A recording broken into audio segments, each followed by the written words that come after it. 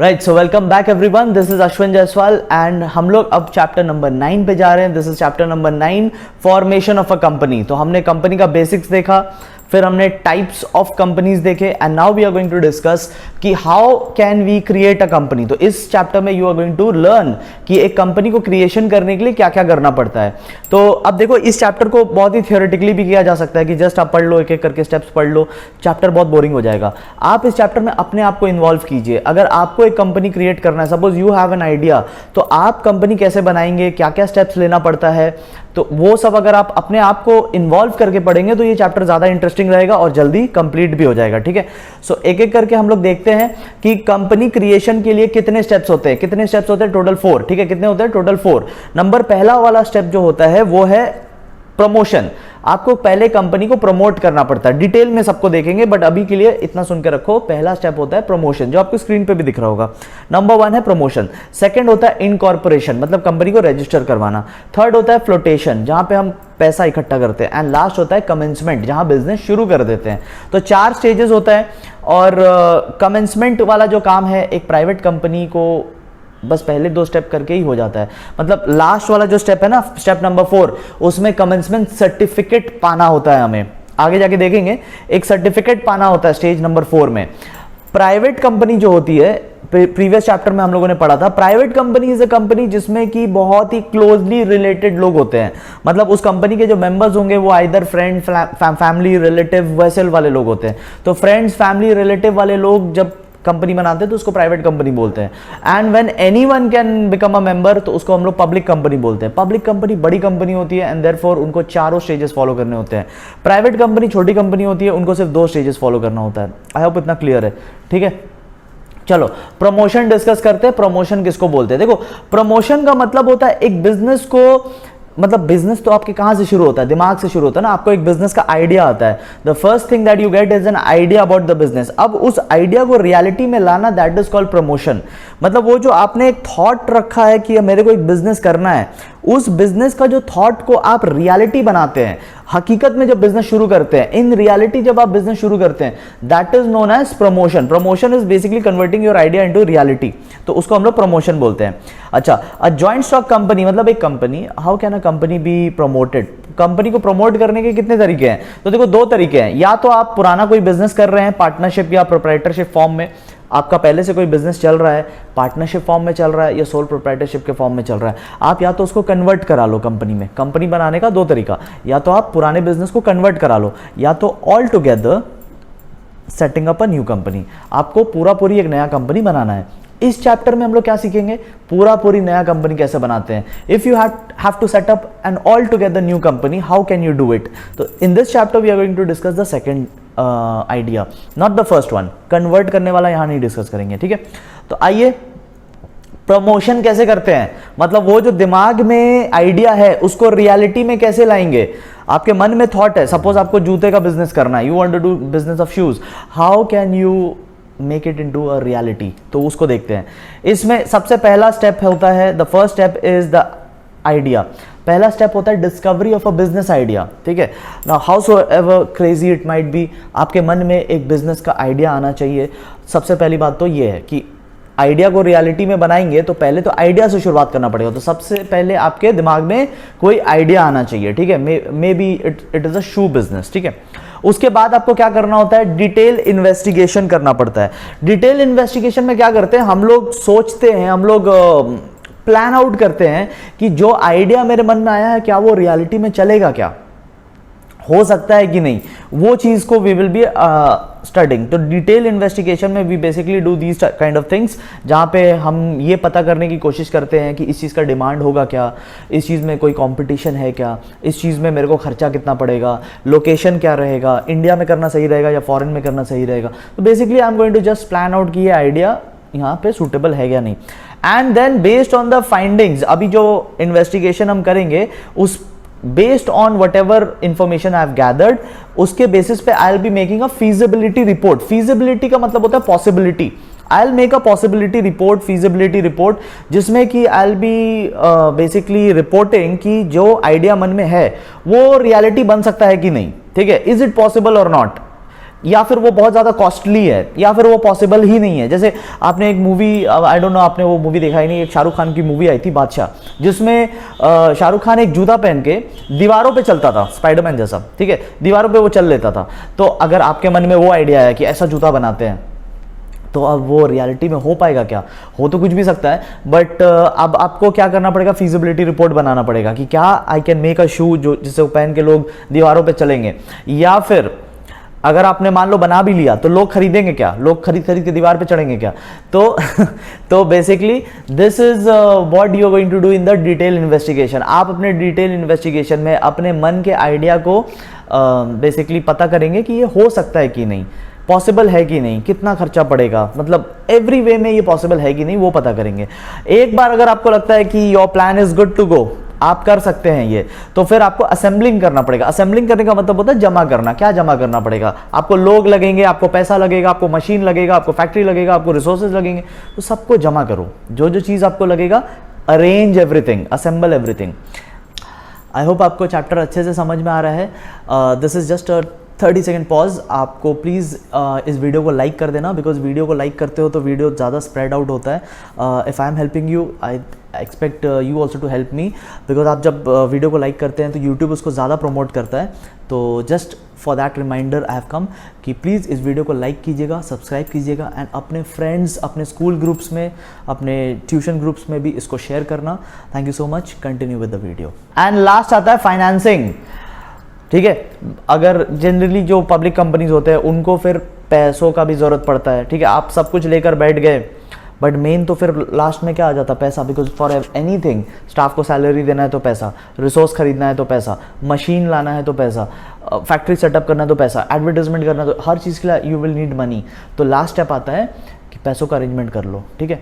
ये करने से आपका बिजनेस जो है आइडिया से रियलिटी में कन्वर्ट हो जाएगा।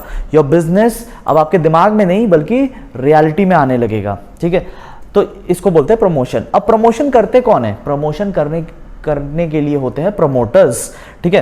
क्या होते हैं? प्रमोटर्स। प्रमोटर्स कौन होता है? जिसका काम है एक एंटरप्राइज को एग्जिस्टेंस में लाना, ठीक है। प्रोमोटर वो होता है जिसका काम है एक एंटरप्राइज को, एक बिजनेस को एग्जिस्टेंस में लेकर आना, ठीक है। वो जैसे होता है ना, एक चाइल्ड का बर्थ होता है, वैसे ही कंपनी का प्रमोशन होता है। कंपनी प्रमोशन हुआ मतलब company create in the sense company existence में आया। जैसे एक बच्चा जन्म लेता है, उसको हम लोग बर्थ बोलते हैं, कंपनी के केस में हम लोग प्रमोशन बोलते हैं, ठीक है। अब ये प्रमोशन करने वाले लोग कितने टाइप के होते हैं? एक होते हैं प्रोफेशनल प्रमोटर्स। प्रोफेशनल प्रमोटर्स वो होते हैं जिनका काम ही है प्रमोशन करना, कंपनी को एग्जिस्टेंस में लाना, ठीक है। Professional promoters. तो अगर जैसे कि गोल्डमैन सैक्स इज अ प्रमोटर, फिर मॉर्गन स्टैनले, ये लोग क्या है ना, ये लोग आप प्रमोटर्स है। मतलब आपके मन में अगर कोई आइडिया है तो आप इनके पास जाओ, इनको आइडिया बताओ, ये आपको कंपनी क्रिएट करने में हेल्प करेंगे। सो जिनका फुल टाइम काम ही यही है, उनको बोलते हैं प्रोफेशनल प्रमोटर्स। ये प्रोफेशनल फीस चार्ज करेंगे आपसे और आपको कंपनी क्रिएट करके देंगे, ठीक है। ये होते हैं प्रोफेशनल प्रमोटर्स। एक्सीडेंटल प्रमोटर्स कौन होते हैं? एक्सीडेंटल प्रमोटर्स जैसे कि मेरे मन में आइडिया आया and I created my company. अब मेरा काम खाली कंपनी बनाना थोड़ी ना है। I am not like Goldman सैक्स, I am not like Morgan Stanley, but I am still doing promotion. मैं स्टिल अपने बिजनेस को प्रमोट कर रहा हूं। तो am I a regular promoter? मेरा क्या यही काम है? नहीं, मेरा यही काम नहीं है। I am doing it because मेरा बिजनेस है तो हम कर लिए। तो I am an accidental promoter in that case, because this is not my full time job, this is what I did for my self, ठीक है। तो they promote their own firms. जब अपना फर्म को खुद ही प्रमोट करते हो तो एक्सीडेंटल प्रमोटर कहलाते हो। फाइनेंशियल प्रमोटर, ये लोग होते हैं मौके पे चौका मारने वाले लोग। फाइनेंशियल प्रमोटर्स जो होते हैं ना, ये मौके पे चौका मारने वाले लोग होते हैं जब मार्केट कंडीशन बहुत अच्छा है, मार्केट में लोग पैसा लगा रहे हैं, इन्वेस्टमेंट कर रहे हैं, पूरा बाजार का पैसा, पूरे पब्लिक का पैसा बाजार में आ रहा है। तो जब मार्केट में इतना ज़्यादा पैसा आता है ना, तो ये लोग देखते हैं कि अरे मार्केट में पैसा आ रहा है, इसी मोमेंट में कंपनी खोल दो, तो आपके कंपनी में भी पैसा आने लगेगा। Because people are right now putting the money in the market. तो अगर मार्केट में आपका भी कंपनी होगा तो people will put the money in your company also. तो ये ना मौके पे चौका मारने वाले लोग होते हैं। जब देखते हैं कि लोग मार्केट में पैसा लगा रहे हैं, ये मार्केट में पहुंच जाते हैं। तो जब मार्केट में अच्छे टाइम में कोई क्रिएशन करता है, प्रमोशन करता है, तो उसको हम लोग फाइनेंशियल प्रोमोटर्स बोलते हैं। फिर आता है टेक्निकल प्रोमोटर्स। ये ऐसे प्रोमोटर्स होते हैं जो कि टेक्निकल फील्ड वाले होते हैं, मतलब इनको कुछ स्पेशलाइज्ड नॉलेज होना चाहिए। जैसे कि मान लो एक स्पेस रिसर्च कंपनी आ रही है मार्केट में, एक स्पेस रिसर्च कंपनी आ रही है, तो स्पेस रिसर्च करना इज नॉट सो इजी ना। कपड़ा बनाने जैसा तो नहीं है ना, कपड़ा बनाने जैसा या चॉकलेट बनाने जैसा तो नहीं है। स्पेस रिसर्च एक ऐसी कंपनी कर पाएगी जिसके पास बहुत ही हाई फाई टेक्निकल नॉलेज होगा। तो जो लोग ऐसे कंपनीज का प्रमोशन करते हैं उनको हम लोग टेक्निकल प्रोमोटर्स बोलते हैं। फिर आते हैं स्पेशलाइज्ड इंस्टीट्यूशंस, ठीक है, जैसे कि आप यहां पे देखेंगे Industrial Development Bank of India, IDBI, नाम सुना होगा आईडीबीआई। तो these institutions collaborate with entrepreneurs to launch new enterprise, ठीक है। तो कुछ इंस्टीट्यूशंस भी है जो ये काम करते हैं, आप उनके पास भी जाएंगे तो ये लोग आपको वो काम करके देंगे, they will help you in setting up your business. And lastly government भी प्रमोटर है, क्योंकि गवर्नमेंट ने देखो कितने सारे गवर्नमेंट कंपनीज खोल रखे हैं। इंडियन ऑयल गवर्नमेंट कंपनी है, भारत पेट्रोलियम गवर्नमेंट कंपनी है, ठीक है, आपका SAIL Steel Authority of India government company है। तो सरकार ने अपने अपने कितने सारे कंपनीज बना के रखे हैं। तो किसने स्टार्ट किया वो कंपनी? सरकार ने स्टार्ट किया। जो स्टार्ट करता है उसको प्रमोटर बोलते हैं। तो सरकार भी प्रमोटर होता है, ठीक है। अच्छा, प्रमोटर का रोल क्या है? कंपनी स्टार्ट करना, शुरुआती काम करना, रजिस्ट्रेशन के लिए जो डॉक्यूमेंट्स लगेगा वो सब बनाना, ठीक है, लोगों को अरेंज करना, मशीन अरेंज करना, फैक्ट्री अरेंज करना, रिसोर्सेज अरेंज करना, मतलब स्टार्टिंग में जो जो काम होता है वही इसका काम है, बिकॉज ये तो कंपनी स्टार्ट करने वाला है ना। तो जितना भी यहाँ पे लिखा है इसको एक बार देख लेना, इसमें वही सब लिखा है कि स्टार्टिंग में क्या काम करना पड़ता है। तो स्टार्टिंग में जो काम करना पड़ता है वो यहाँ पे लिखा हुआ है, ठीक है। तो प्रमोटर का यही रोल है। अब एक बार बच्चे ने जन्म ले लिया तो नेक्स्ट क्या होता है? बच्चे का बर्थ सर्टिफिकेट बनता है ना। बच्चे का बर्थ सर्टिफिकेट बनता है। बच्चा जब पैदा होता है, बर्थ लेता है हॉस्पिटल में, तो उसके बाद उसका बर्थ सर्टिफिकेट बनता है। तो ये आपके कंपनी ने जन्म ले लिया, प्रमोशन हो गया, कंपनी ने जन्म ले लिया। अब क्या होगा? अब बर्थ सर्टिफिकेट बनेगा, वैसे कंपनी का भी रजिस्ट्रेशन सर्टिफिकेट बनेगा, इनकॉर्पोरेशन सर्टिफिकेट बनेगा। देखो बहुत प्रैक्टिकल लाइफ से लिंक करके करो, जल्दी हो जाएगा, ठीक है। थ्योरी बैठ के पढ़ोगे, स्कूल वाले टीचर जैसे पढ़ाते हैं वो पूरा थ्योरी कराते हैं तो बोर हो जाओगे, ठीक है। लिंक कर करके पढ़ो, जल्दी याद हो जाएगा। तो अभी बच्चे ने जन्म ले लिया, कंपनी ने जन्म ले लिया, अब कंपनी को जाके रजिस्ट्रेशन कराना है।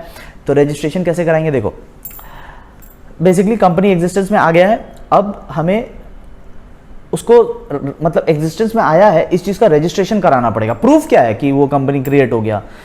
तो इनकॉर्पोरेशन कराते हैं। अब देखो इनकॉर्पोरेशन कराने में क्या क्या मेजर स्टेप्स है, क्या क्या जनरली करना पड़ता है।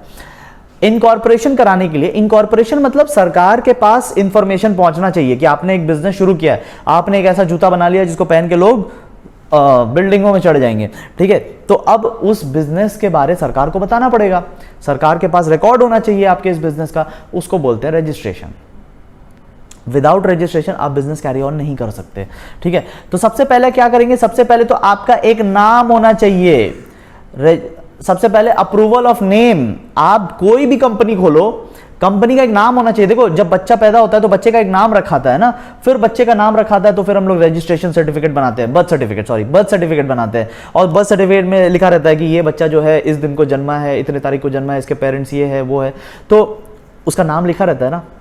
तो अभी कंपनी क्रिएट हुआ, कंपनी ने जन्म लिया, तो कंपनी का पहले नाम तो रखो। तो पहले कंपनी का नाम रखेंगे, और ये नाम कैसे रखेंगे? ये ऑनलाइन अप्लाई करना पड़ता है आपको।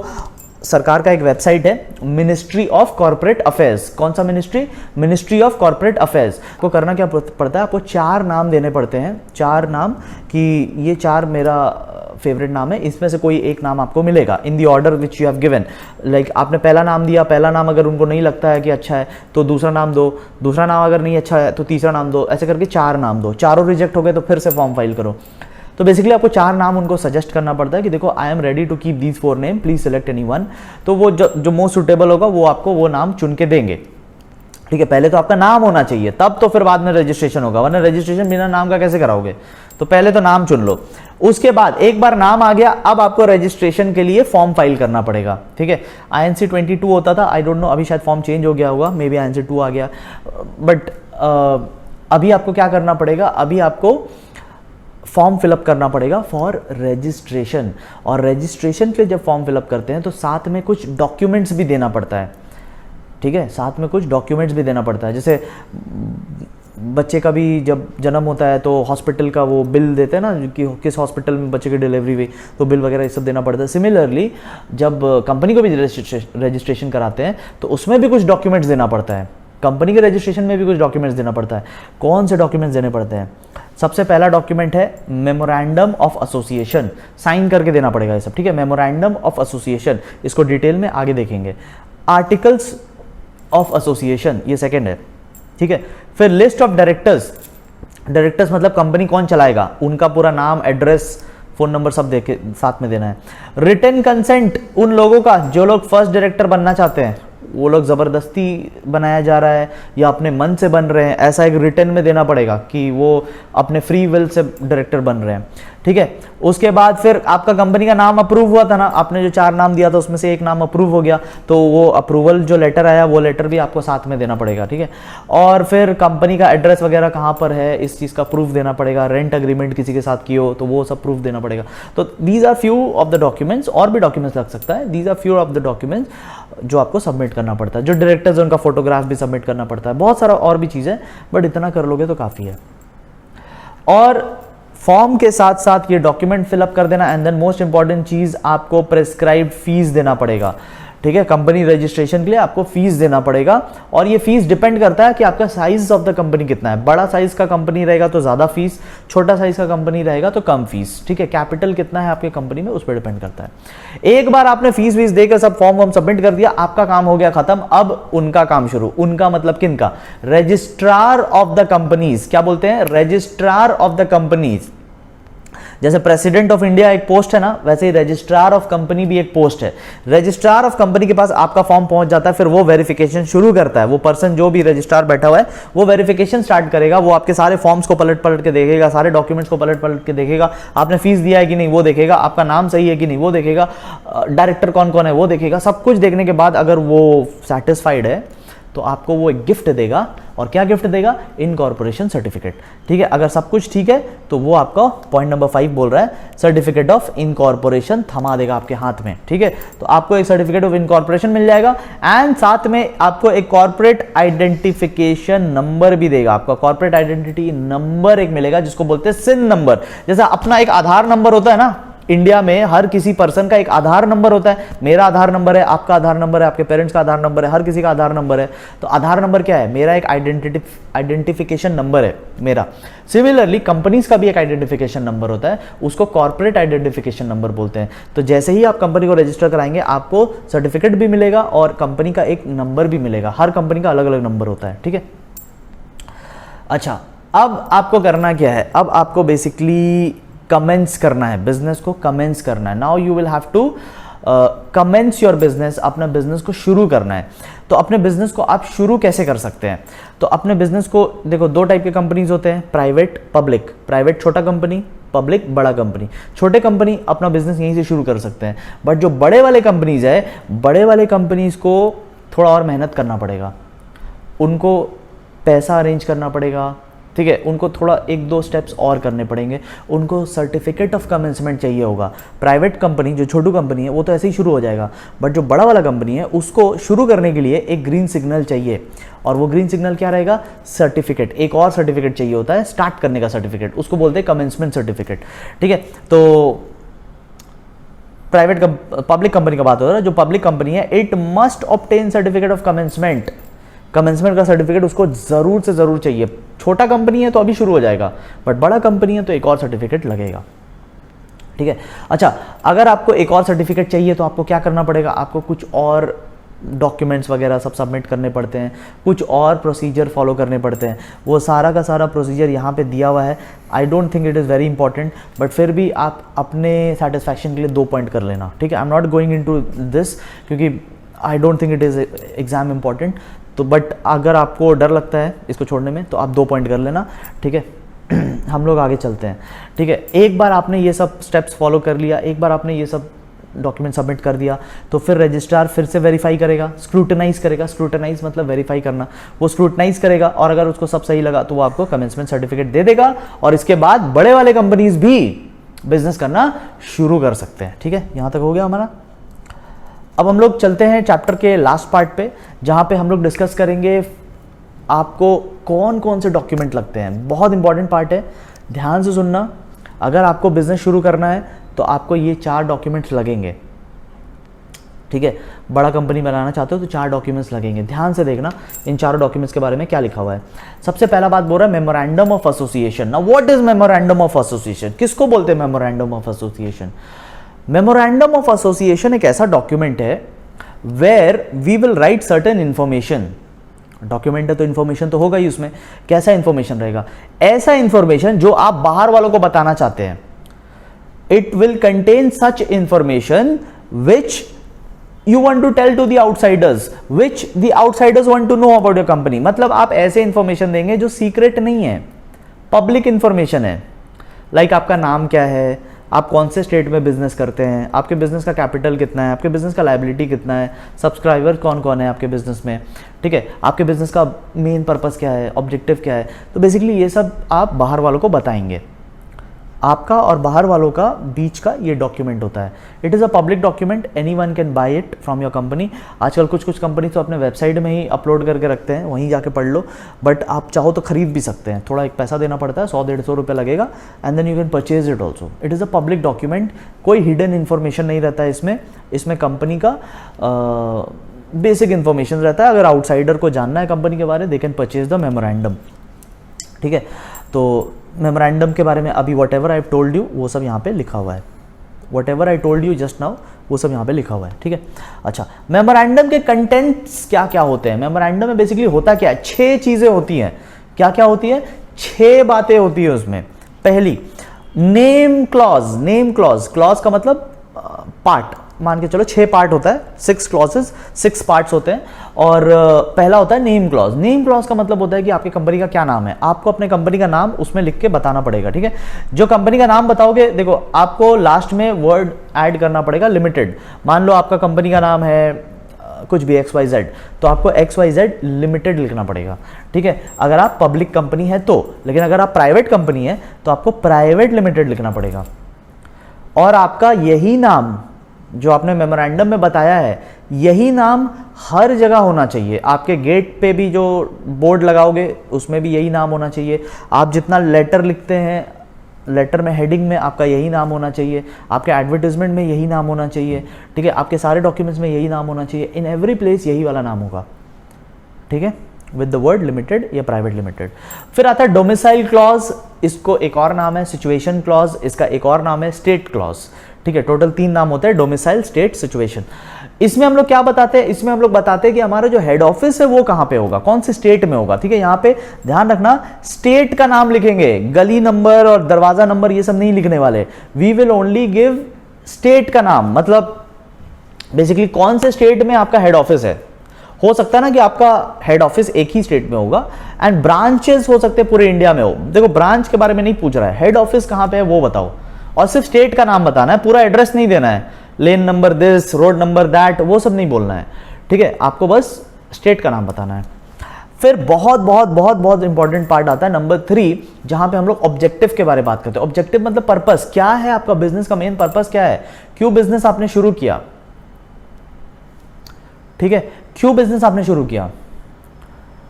तो उसमें 2 चीज लिखते हैं हम लोग। नंबर 1 जो मेन पर्पस है, एंड इंसिडेंटल पर्पस है। इंसिडेंटल मतलब रिलेटेड। जैसे मान लो दिल्ली में बहुत सारे कोचिंग इंस्टीट्यूट्स हैं, ठीक है। अब कोचिंग इंस्टीट्यूट का मेन काम क्या है? पढ़ाना, उनका मेन काम है पढ़ाना। बट ऑल ओवर इंडिया से लोग जाते हैं वहाँ पे, तो वो लोग क्या करते हैं ना, जो कोचिंग इंस्टीट्यूट है बगल में एक हॉस्टल भी खोल के रखते हैं, so that any kid who wants to come there for studying they can stay in the hostel only. तो देखो मेन काम हॉस्टल नहीं है, बट हॉस्टल एक रिलेटेड काम हो गया। मेन काम है पढ़ाना, बट हॉस्टल एक रिलेटेड काम हो गया, तो इसको बोलते हैं मेन एंड इंसिडेंटल ऑब्जेक्टिव्स।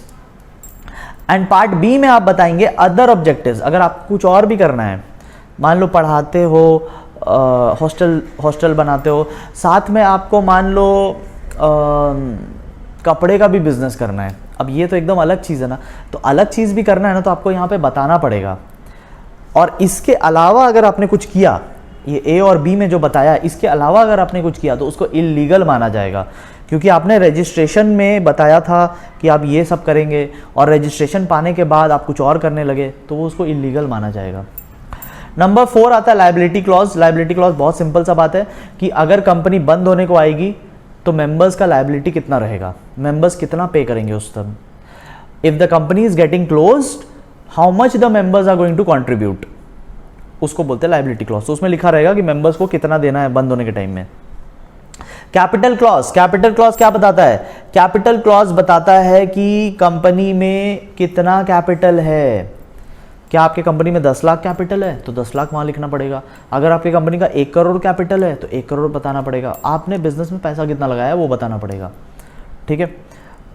अच्छा, इसमें एक और चीज़ बता ही देते हैं, आपको दोनों बताना पड़ेगा कि ऑथराइज्ड कितना है और पेड अप कितना है।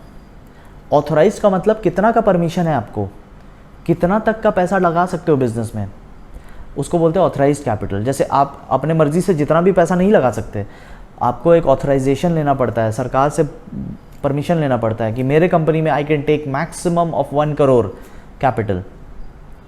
और 1 करोड़ का अगर ऑथराइजेशन है तो आपने अभी तक कितना ले लिया है, कितना कैपिटल अभी तक डाल दिया बिजनेस में। मान लो आपने 60 लाख डाला है तो आप और 40 लाख ही डाल पाएंगे। तो ये सब चीज़ आपको कैपिटल क्लॉज में बताना पड़ेगा। एंड लास्ट आता है एसोसिएशन क्लॉज। इसमें जो लोग साइन करते हैं ना आपके डॉक्यूमेंट में, उनको बोलते हैं एसोसिएट्स, मतलब वो आपके बिजनेस से जुड़े हुए लोग हैं। क्योंकि देखो, कंपनी तो एक पर्सन नहीं है, कंपनी तो फ्रॉड करके जा सकती है, तो अब कंपनी को तो अरेस्ट नहीं किया जा सकता, कंपनी को तो कोर्ट नहीं बुलाया जा सकता। तो कंपनी के बदले में कौन आएगा? Who all are associated with the company, कौन लोग एसोसिएटेड है कंपनी के साथ। बिकॉज कंपनी अगर फ्रॉड कर भी देता है तो कंपनी को थोड़ी जेल ले जाएंगे, कंपनी कोई इंडिविजुअल थोड़ी है, कंपनी कोई रियल पर्सन थोड़ी ना है। तो फिर जेल कौन जाएगा, फंसेगा कौन? जो लोग कंपनी में एसोसिएटेड होंगे। तो आपको बताना पड़ेगा कि आपकी कंपनी के साथ कौन कौन से लोग एसोसिएटेड है, उनका सिग्नेचर होता है, ठीक है। तो मेमोरेंडम में ये 6 बातें होती हैं। फिर आता है articles of association. Articles of association क्या होता है? आर्टिकल जैसे पार्टनरशिप में हम लोग पढ़े थे ना, पार्टनरशिप डीड, ठीक है। पार्टनरशिप डीड में क्या होता था? पार्टनरशिप डीड में पार्टनरशिप के इंटरनल रूल्स होते थे। वैसे ही आर्टिकल्स ऑफ एसोसिएशन में कंपनी के इंटरनल रूल्स लिखे होंगे। अब ये इंटरनल रूल्स है तो बाहर वालों को इससे कोई मतलब नहीं होना चाहिए। तो क्या ये डॉक्यूमेंट हम लोग बाहर वालों को देंगे? नहीं देंगे। ये प्राइवेट इंफॉर्मेशन है, हमारा इंफॉर्मेशन है, इसमें हमारा इंटरनल रूल्स रहेगा, ठीक है। एक कंपनी का इंटरनल रूल्स रहेगा। यहाँ पे कुछ एग्जांपल्स दिए हुए हैं, ऐसा नहीं है कि बस इतना ही होता है, और भी हो सकता है। आप अपने मर्जी से भी यहाँ पे लिख सकते हैं कुछ point. These are internal rules, और हर कंपनी का अपना अपना इंटरनल रूल्स होता है। तो डोंट मतलब क्या बोलते हैं उसको, उतना रिजिडिटी के साथ मत पढ़ना। डोंट बिकम वेरी रिजिड कि अरे यही सब पॉइंट लिखना है क्या। आप और भी लिख सकते हैं, अपने मर्जी से भी लिख सकते हैं। कंपनी का इंटरनल रूल्स है ये, ठीक है। ओके, थर्ड डॉक्यूमेंट पे आते हैं, prospectus. Now what are prospectus? Prospectus हम लोग बोलते हैं एक ऐसे डॉक्यूमेंट को जो हम लोग देंगे उनको जिनसे पैसा लेना है। अगर company wants to raise funds, अगर कंपनी को पैसा उठाना है मार्केट से, तो पब्लिक से पैसा उठाना होगा। और पब्लिक से पैसा उठाना है तो पब्लिक को बताना भी पड़ेगा कि क्यों पैसा ले रहे हैं, आपका पैसा कहाँ लगाएंगे, ये पैसा आप हमें दोगे तो हम आपको बदले में क्या देंगे। तो आपको पब्लिक के साथ इंटरेक्शन करना है, उसके लिए होता है प्रोस्पेक्टस। प्रोस्पेक्टस में basically you are going to justify कि आप पब्लिक से पैसा क्यों ले रहे हैं, why public should give you money, what benefit the public will get by giving you money. तो उसके लिए प्रोस्पेक्टस होता है। यहाँ पे मेन कंटेंट दिया हुआ है प्रोस्पेक्टस में, वही सब है जो हमने आपको बताया। जैसे कि हम एक नया फैक्ट्री लगाने वाले हैं तो हम प्रोस्पेक्टस में बताएंगे कि I am setting up a new factory. उस फैक्ट्री को कहाँ लगा रहे हैं, उस फैक्ट्री में क्या बनेगा, उस फैक्ट्री के प्रॉफिट में होने के क्या चांसेस है, अगर आप पैसा देंगे तो आपको बदले में क्या मिलेगा, हम लोग कौन है, हम लोग कितने साल से बिजनेस कर रहे हैं, हमारे में डायरेक्टर्स कौन कौन है, ठीक है, what business are we doing, हमारे पिछले प्रॉफिट्स कितने हुए थे, ये सब कुछ बताना पड़ता है, ठीक है। वही सब यहाँ पे लिखा हुआ है, ठीक है। अच्छा, ये तो हुआ पब्लिक के लिए, जब आप इनवाइट करना चाहते हो पब्लिक को। बट आप सपोज पब्लिक को इनवाइट नहीं करना चाहते, अब जैसे बड़े कंपनीज है, जैसे फॉर एग्जांपल रिलायंस। अब रिलायंस में मुकेश अंबानी है, मुकेश अंबानी के बहुत सारे कॉन्टैक्ट्स ऑलरेडी है, अच्छे अच्छे बड़े बड़े लोगों से कॉन्टैक्ट्स है। तो Mukesh Ambani does not needs money from the public. उनके पास इतने अच्छे अच्छे फ्रेंड्स है, ठीक है, he has rich friends, he has good contacts. तो उनको ज़रूरी नहीं कि पब्लिक के पास जाना पड़े पैसों के लिए, वो प्राइवेट प्लेसमेंट कर सकते हैं, वो प्राइवेट लोगों से जाके पैसा उठा सकते हैं। तो जब प्राइवेट लोगों से, प्राइवेटली जब हम लोग पैसा लेते हैं ना, not publicly, from the public पैसा नहीं ले रहे, जब प्राइवेटली पैसा ले रहे हैं तो फिर प्रोस्पेक्टस छपवाने का जरूरत नहीं है, क्योंकि जिसके पास जा रहे हैं ना वो तो पहले से मेरे को जानता है। I am not going to a random public. Random public के पास जाएंगे तो प्रोस्पेक्टस लेके जाएंगे, प्रोस्पेक्टस में बताएंगे कि देखो हम लोग क्या है, हम लोग क्या बिजनेस करते हैं, हम लोग के डायरेक्टर्स कौन है, हम लोग क्या नेक्स्ट करने जा रहे हैं। आउटसाइडर्स को बताना पड़ता है, बट जिनसे कांटेक्ट है उनको थोड़ी ये सब बताने की जरूरत है। तो we will then not issue prospectus, we will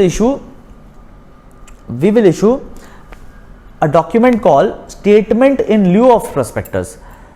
अब इसमें हम लोग वो सब इंफॉर्मेशन नहीं देंगे कि who are we, how long have we been doing this business, who are our directors, ये सब बताने की जरूरत नहीं है, वो सब तो उनको पता है। हम सीधा मेन पॉइंट पे आएंगे और मेन पॉइंट पे ये जाकर उनको बताने वाले हैं कि हमें आपका पैसा क्यों चाहिए, इतना तो बताना ही पड़ेगा। उनका पैसा क्यों ले रहा है इतना तो आपको बताना ही पड़ेगा। आपको ये बोलने का जरूरत नहीं कि आप कौन है, बिकॉज वो आपको पहले से जानता है, लेकिन आपको ये तो बताना पड़ेगा कि पैसा क्यों ले रहे हैं, आपको क्या फायदा मिलेगा। तो बस इतना सा बताने के लिए एक स्टेटमेंट फिर हम लोग पब्लिश करते हैं, नॉट द एंटायर प्रोस्पेक्टस, एक स्टेटमेंट प्रोस्पेक्टस के बदले में, उसको बोलते हैं statement in lieu of prospectus. अच्छा, ये सब प्राइवेट कंपनी को करने का जरूरत नहीं है, क्योंकि प्राइवेट कंपनी तो फ्रेंड्स एंड फैमिली वाली कंपनी है, वो तो किसी और से पैसा ले ही नहीं सकती, तो they don't have to issue prospectus, they don't have to issue statement in lieu of prospectus. मतलब ये जो लास्ट 2 डॉक्यूमेंट्स था ना, ये लास्ट 2 डॉक्यूमेंट्स सिर्फ एक पब्लिक कंपनी इशू करती है, और पहला दोनों document memorandum and articles, memorandum of association and articles of association, ये सारे कंपनीज को करना पड़ता है, big company also, small companies also. ठीक है, so with this we have come to the end of the chapter. आप लोग प्लीज़ चैनल को सब्सक्राइब एंड लाइक वगैरह ये सब कर देना, ठीक है, तो थोड़ा मोटिवेशन मिलता रहता है इन सब चीज़ों से। हम लोग मिलेंगे इसके बाद नेक्स्ट चैप्टर के लिए। आई होप आपको समझ में आ रहा होगा। ये चैप्टर के नोट्स अगर आपको चाहिए तो आप टेलीग्राम चैनल पे चले जाओ। टेलीग्राम चैनल का नाम है Ashwin's commerce world. Ashwin's commerce world में आपको ये मिल जाएगा, ये चैनल का जो नोट्स है ये आपको वहाँ पे मिल जाएगा। नीचे डिस्क्रिप्शन में भी दिया हुआ है चैनल का लिंक, बट कभी कभी खुलता नहीं है, तो आप टेलीग्राम पे डायरेक्टली जाके सर्च करना अश्विन्स कॉमर्स वर्ल्ड, वहाँ पे आपको ये नोट्स मिल जाएगा। अगर आपको ये वीडियोस, ये नोट्स आपको हेल्प करता है तो प्लीज़ आप भी मेरे को हेल्प करना। आप मेरे को हेल्प कर सकते हैं अगर आप वीडियो को लाइक कर दे, ठीक है, थम्स अप दे दे, तो उससे क्या होता है, यूट्यूब वीडियो को रीच बढ़ाता है, और रीच बढ़ेगा तो इससे मेरे को हेल्प होता है। Thank you so much everyone, thank you for being patient, and see you soon in the next chapter.